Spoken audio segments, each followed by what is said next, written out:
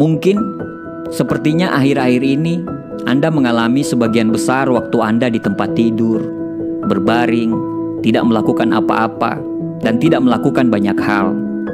Anda termaksud orang yang mudah lelah dan tidak ingin melakukan apa-apa.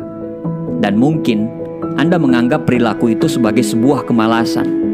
Apalagi saat ini kita dihadapkan dengan situasi pandemi yang mengharuskan kita berbulan-bulan tidak melakukan apa-apa. Sudah berusaha, tapi belum juga bisa mengatasinya. Sampai-sampai kita bertanya pada diri sendiri, apakah kita ini malas atau ada apa dengan kita?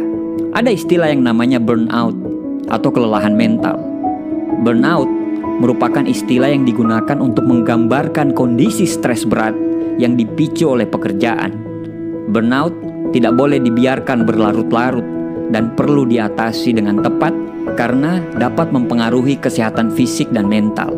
Sebenarnya, ada banyak tumpang tindih istilah antara kemalasan dan burnout atau kelelahan mental yang dapat membuat kita sulit membedakan antara keduanya. Berikut adalah 6 tanda bahwa yang Anda alami itu sebenarnya bukan kemalasan, tapi kelelahan mental atau burnout. Nomor 1, Anda terputus dari segalanya. Apakah yang Anda lakukan setiap hari seolah-olah seperti autopilot? Apakah ada perasaan pembiaran pada diri Anda sendiri? Jika Anda mengalami kelelahan mental atau burnout, salah satu yang mungkin Anda alami, tetapi tidak begitu banyak orang sadari dan pahami adalah depersonalisasi. Orang-orang yang mengalami depersonalisasi paling banyak adalah mereka yang sedang berjuang dengan trauma. Mereka merasakan semacam mati rasa atau kekosongan emosional yang aneh. Seolah-olah mereka melihat kehidupan di luar diri mereka sendiri. Mereka tidak merasa seperti diri mereka lagi. Mereka tidak merasa terikat oleh apapun. Dan mereka terus-menerus berjuang dengan rasa ketidakberdayaan dan ketidakmampuan yang luar biasa untuk mengambil kembali kendali atas hidup mereka. Nomor 2, Anda dulunya termotivasi. Malas adalah kata sifat, dan bila jadi sifat, maka cenderung tetap stabil dari waktu ke waktu. Orang yang malas tidak pernah merasa ingin mengerahkan upaya atau menerapkan diri pada berbagai hal. Tetapi, jika Anda dulunya memiliki motivasi dan prestasi yang tinggi, sering unggul di bidang-bidang tertentu, dan akhirnya sekarang menjadi lelah, apatis, tidak termotivasi, maka kemungkinan besar Anda lagi menderita kelelahan mental atau burnout, bukan kemalasan seperti yang dipikirkan banyak orang. Nomor 3, dulunya Anda bersemangat. Perbedaan yang jelas antara seseorang yang kelelahan secara mental atau burnout dan seseorang yang malas adalah orang yang mengalami burnout itu memiliki hal yang mereka sukai, tapi sekarang mereka tidak menyukainya. Sedangkan orang-orang pemalas tidak memiliki hal-hal yang mereka sukai, baik itu bakat, olahraga, kegiatan akademis, atau hal-hal profesional secara umum. Burnout atau kelelahan secara mental itu dapat membuat Anda sulit melakukan hal-hal yang pernah Anda sukai. Anda bahkan mungkin membenci atau sudah membenci karena Anda merasa sudah bekerja terlalu keras dan merasa malah mendorong diri Anda ke tepi jurang atas apa yang Anda lakukan. Dulunya Anda begitu semangat, tapi sekarang sudah tidak. Nomor 4, Anda menjadi murung dan mudah tersinggung. Apakah Anda tiba-tiba merasa diri Anda akhir-akhir ini mudah tersinggung? Apakah Anda sering merasa emosi Anda di luar kendali dan Anda tidak tahu itu kenapa? Mood yang naik turun dan gampang tersinggung adalah hal yang umum, tetapi bisa jadi itu merupakan tanda-tanda burnout yang sering diabaikan. Jadi, jika Anda mulai kesulitan mengendalikan emosi, terutama ketika hal ini dulunya tidak pernah jadi masalah bagi Anda, mungkin Anda lagi mengalami burnout. Karena kalau orang malas, di sisi lain sangat kontras dengan ini. Mereka tidak pernah tersinggung. Mereka santai, rileks, tenang, dan tidak terpengaruh oleh berbagai hal. Nomor 5, Anda mulai tidak merawat diri Anda. Salah satu tanda yang paling menyedihkan ketika seseorang mulai merasakan kelelahan mental atau burnout adalah ketika orang itu mulai mengabaikan untuk merawat diri mereka dan menarik diri mereka secara sosial dari orang lain. Ada perubahan yang mengkhawatirkan dalam pola makan atau pola tidur. Anda berhenti berusaha untuk merawat diri Anda. Anda cenderung menghabiskan sebagian besar waktu Anda sendiri tanpa melakukan apa-apa. Karena Anda merasa mudah lelah, bahkan dengan tugas yang paling sederhana sekalipun. Perbedaan antara burnout atau kelelahan mental dan kemalasan sangat mencolok dalam kenyataan bahwa Anda sebenarnya tidak selalu seperti ini. Nomor 6, perubahan ini terjadi secara bertahap. Pada akhirnya, mungkin yang paling penting, sesuatu yang harus Anda ketahui tentang burnout atau kelelahan mental, bahwa burnout atau kelelahan mental itu berkembang secara bertahap.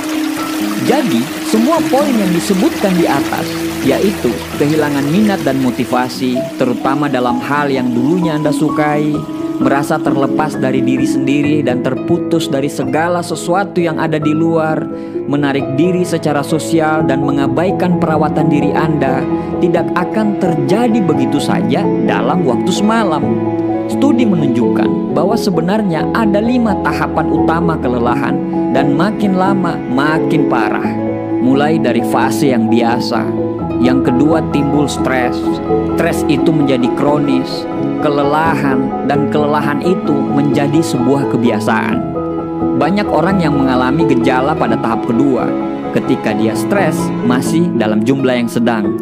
Tapi optimisme, minat, motivasi, dan kinerja mungkin sudah mulai menurun. Dan pada saat Anda mencapai tahap yang terakhir, kelelahan telah menjadi begitu tertanam dalam hidup Anda sehingga mental yang gigih dan kelelahan secara fisik menjadi begitu intens dan susah diobati. Anda akan sangat rentan depresi dan selalu cemas. Ketika Anda sadar dan menemukan tanda-tanda kelelahan mental atau burnout dari awal, dapat membuat Anda lebih mudah untuk mencari bantuan dan secepatnya bisa pulih. Bagaimana cara mengatasi burnout atau kelelahan mental? Burnout yang tidak diatasi dengan baik dapat berdampak buruk terhadap kesehatan fisik dan mental. Oleh karena itu, jika gejala atau ciri-ciri burnout muncul, Anda disarankan untuk mengatasinya dengan langkah-langkah berikut. Yang pertama, buat prioritas. Buatlah prioritas pekerjaan yang penting ke yang kurang penting. Dengan begitu, Anda tahu mana yang harus dikerjakan terlebih dahulu sehingga energi yang terkuras tidak terlalu banyak. Yang kedua, bicarakan hal ini dengan atasan. Komunikasikan dengan atasan mengenai kerisauan yang Anda rasakan. Saat Anda diberikan pekerjaan yang terlalu banyak, ungkapkan bahwa pekerjaan tersebut membuat Anda terbebani dan membutuhkan bantuan orang lain untuk menyelesaikannya. Tetapi, ketika justru atasan Anda yang memicu Anda menjadi burnout di tempat kerja, coba ajak bagian Departemen Sumber Daya Manusia atau HRD. Diskusikan mengenai hal ini. Mereka mungkin akan mencarikan solusi yang tepat. Misalnya, memindahkan Anda ke tim yang lain atau ke tempat kerja yang lain. Nomor 3, kurangi ekspektasi dan berikan apresiasi pada diri sendiri. Atur pola pikir dan bersikaplah realistis, sehingga Anda dapat menurunkan ekspektasi terhadap pekerjaan yang tengah Anda kerjakan. Dengan begitu, kecemasan dan stres di tempat kerja dapat berkurang. Selain itu, jangan lupa untuk memberikan apresiasi terhadap diri sendiri terhadap prestasi yang sudah Anda capai. Nomor 4, ceritakan ini kepada orang yang dapat dipercaya. Coba ceritakan apa yang Anda rasakan kepada orang-orang terdekat Anda. Meski tidak selalu mendapatkan solusi, cara ini dapat membantu melepaskan emosi negatif dan mengurangi stres di tempat kerja. Nomor 5, jaga keseimbangan hidup.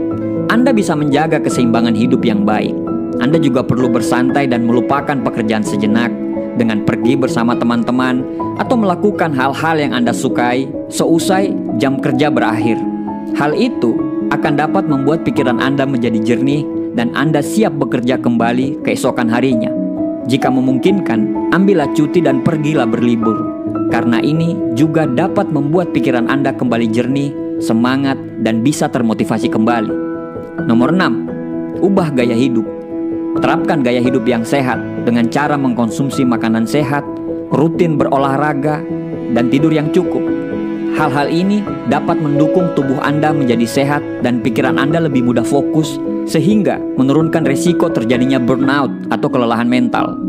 Burnout atau kelelahan mental dalam pekerjaan tidak hanya berpengaruh pada hasil kerja Anda, tapi juga dapat merenggangkan hubungan dengan orang-orang sekitar dan menurunkan kesehatan Anda.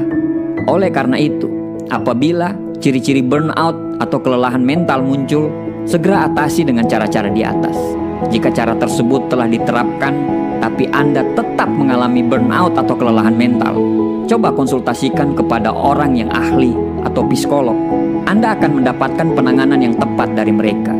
Itulah 6 ciri-ciri kalau Anda mengalami burnout atau kelelahan mental, dan 6 cara bagaimana caranya mengatasi kelelahan mental atau burnout tersebut. Semoga video ini bisa bermanfaat. Assalamualaikum warahmatullahi wabarakatuh.